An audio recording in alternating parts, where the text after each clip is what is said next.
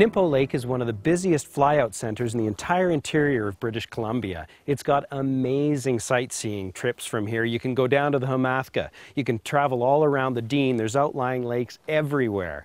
There's 3 ways you can get here. You can come to the lake on floats. There is a strip that we're presently located at right next to the lake. And there's also a paved strip up in Anaheim, just a short drive away.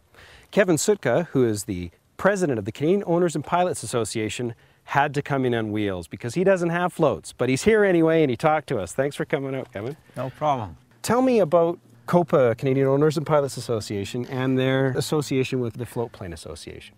The Canadian Owners and Pilots Association represents the interests of all pilots across the country. Of course, there's different sectors of aviation, including seaplanes. And we have various chapters of our association across the country that look after our interests at the local level. And the BC Float Plane Association is one of those local chapters of COPA, one of our COPA flights. So we spent a lot of time working on seaplane issues, access to parks, and making sure that our freedom to fly is protected. And we've done a lot of work with the BC Float Plane Association to do just that out here with the work that they have done to retain access to parks. Obviously, at first, there was a bit of a control issue about getting into some of these lakes. They used to have a regulation for what aircraft could go into what lakes at what time of the year and that sort of thing. And they actually made a change to it. So instead of in general having access to various lakes, they denied access to most lakes except for very few. We helped to meet with senior government officials, with the parks people out here in BC, to convince them to change it back to the way it was. And in addition, to use the BC Float Plane Association as stewards for the parks, to put together a partnership to help manage the parks, watching out for people who are abusing the parks, cleaning up messes and that sort of thing that can only be done properly by float planes. So it's worked out to be a tremendous partnership between the two. We've got issues in Ontario right now, for example, where the Ontario Ministry of Natural Resources has decided to revise all of their management plans for the various parks. And each park manager is going about deciding how best to manage their park. And typically they don't like to see float planes in the parks for no real good reason. And we're using the success we have here in BC to illustrate to the Ministry of Natural Resources in Ontario that they should put together much the same sort of relationships.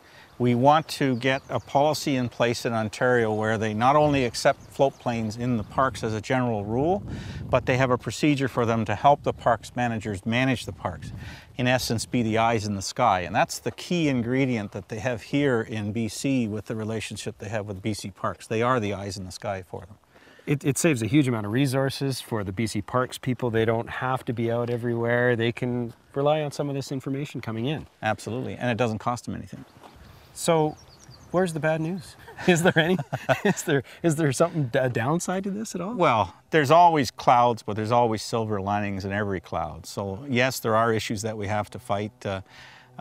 We have issues with the environment now. We have fuel issues and that sort of thing that we have to face. But on the other side of the coin, aviation remains the primary way to get around in this country. So much of this country is only connected by aviation.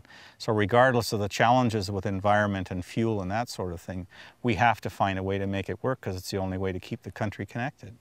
And that's partly what I spend a lot of my time doing, is reminding people of that important role that aviation fulfilled for 100 years and is going to fulfill for another 1,000. That's my job.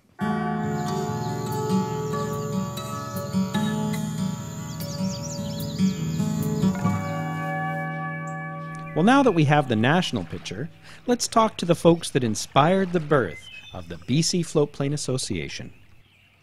The BC Float Plane Association has been around for 11 years, and that whole thing started because of one letter.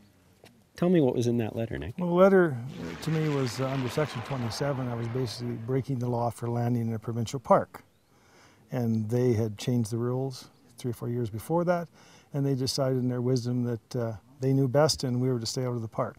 I contacted the parks and no, they'd changed Section 27 and we're a bad boy, but they weren't going to prosecute this time. They just gave me a goodwill slap on the hand. And I thought, well, you know what, I don't think that's right.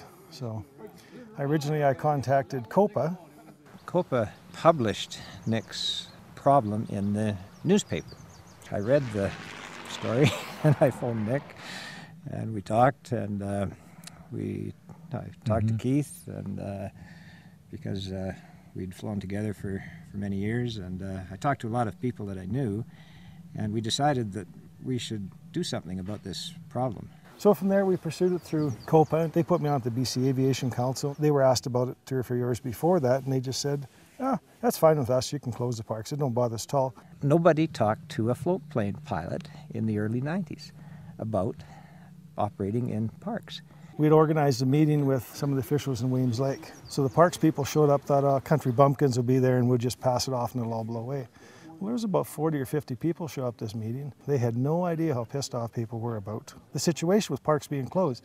From that point, then we decided to form the BC Floatplane Association.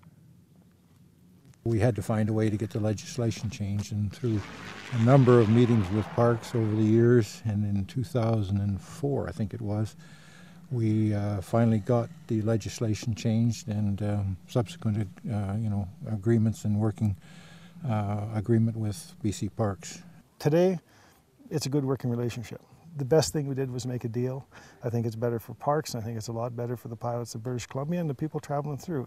When you guys who were here at the very beginning, when you started the whole thing out, you look out and you see this raft full of planes, and every year there's lots of people that come from all over BC. How does that make you feel?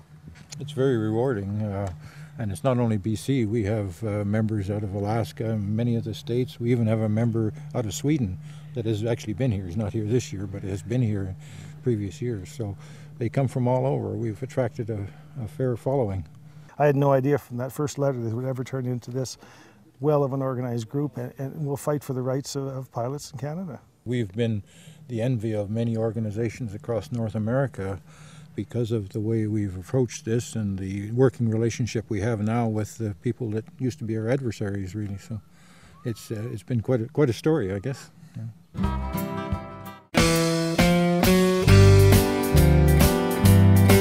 DVD copies of the Wings Over Canada series are available, singly or in box sets at wingsovercanada.ca or at 1-866-909-4647.